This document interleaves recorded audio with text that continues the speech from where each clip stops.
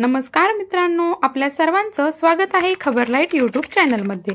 मित्रांनो, राज्यातील शेतकऱ्यांना येत्या खरीप हंगामामध्ये खताची टंचाई निर्माण होऊ नये यासाठी राज्य शासनाच्या माध्यमातून एक अतिशय महत्त्वपूर्ण आणि दिलासादायक असा निर्णय घेण्यात आलेला आहे आणि याच्या संदर्भातील सविस्तर अशी माहिती आजच्या व्हिडिओच्या माध्यमातून जाणून घेण्याचा प्रयत्न करणार आहोत। त्यामुळे व्हिडिओ नक्की शेवटपर्यंत पहा आणि आपल्या चॅनलवर पहिल्यांदाच आला असाल तर चॅनलला सबस्क्राइब करून घ्या।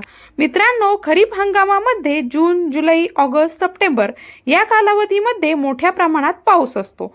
पावसामुळे अतिवृष्टीमुळे रेल्वेच्या वाहतुकीमध्ये मोठ्या प्रमाणात अडथळा निर्माण होतो।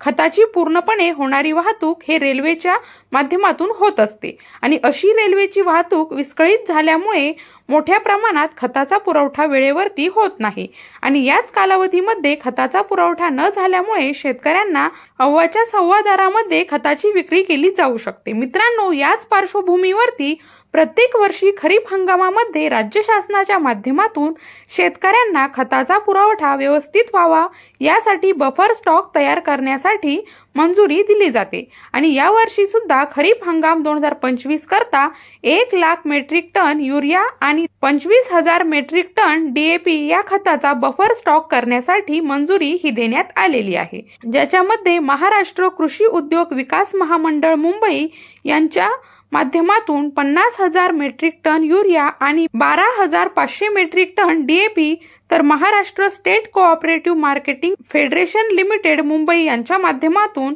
30,000 मेट्रिक टन युरिया तर 7,500 metric ton DAP Vidarbha cooperative marketing federation limited Nagpur यांच्या माध्यमातून 20,000 मेट्रिक टन युरिया आणि 5,000 मेट्रिक टन DAP असा एकूण 1 लाख मेट्रिक टन युरिया आणि 25,000 मेट्रिक टन DAP चा बफर स्टॉक करण्यासाठी मंजुरी ही देण्यात आलेली आहे। मित्रांनो, या महामंडळाच्या माध्यमातून प्रत्येक जिल्ह्याच्या ठिकाणी वकारमध्ये या DAP आणि युरियाचं स्टोरेज हे केलं जातं, बफर स्टॉक केला जातो आणि जशी बाजारामध्ये मागणी वाढेल, जसे जसे बाजारातील उपलब्धता कमी होईल तसं तसं या बफर स्टॉक मधून युरिया आणि DAP हा शेतकऱ्यांना उपलब्ध करून दिला जातो।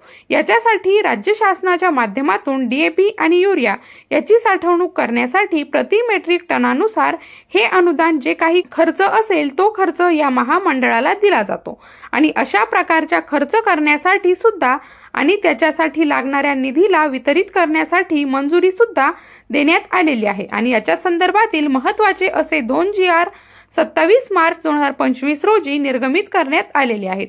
मित्रांनो, बफर स्टॉक प्रत्येक जिल्ह्याच्या ठिकाणी जसे की आता विदर्भ फेडरेशन आहे तर विदर्भातील जिल्ह्यामध्ये, मराठवाड्यातील जिल्ह्यामध्ये, पश्चिम महाराष्ट्रातील जिल्ह्यामध्ये प्रत्येक जिल्ह्याच्या ठिकाणी हा बफर स्टॉक ठेवला जातो आणि हा बफर स्टॉक असल्यामुळे पावसाळ्यामध्ये खताचा पुरवठा जरी नाही झाला तरी सुद्धा शेतकऱ्यांना हा खत अर्थात युरिया आणि DAP उपलब्ध करून दिला जातो। याची जी काही प्रमुख बाजार, जे काही मंडळाचे मुख्यालय किंवा जे काही बाजाराचे ठिकाणं असतील अशा मोठ्या गावांमध्ये हा साठा स्टोअर केला जातो।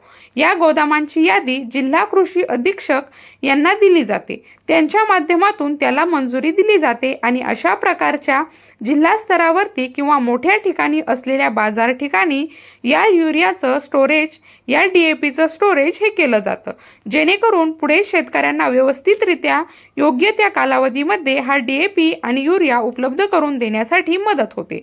तर मित्रांनो, येत्या खरीप हंगामाच्या पार्श्वभूमीवरती हे एक महत्त्वाचं असं पाऊल राज्य शासनाच्या माध्यमातून उचलण्यात आलेलं आहे। मित्रांनो, हा महत्त्वाचा असा GR आपण महाराष्ट्र.gov.in या संकेतस्थळावरती पाहू शकता। याची लिंक आपल्याला व्हिडिओच्या डिस्क्रिप्शन बॉक्समध्ये दिलेली आहे। तर मित्रांनो, महत्त्वपूर्ण असा व्हिडिओ होता। आवडला असेल तर लाईक करा, शेअर करा आणि आपल्या YouTube चॅनलला सबस्क्राइब करायला विसरू नका। धन्यवाद।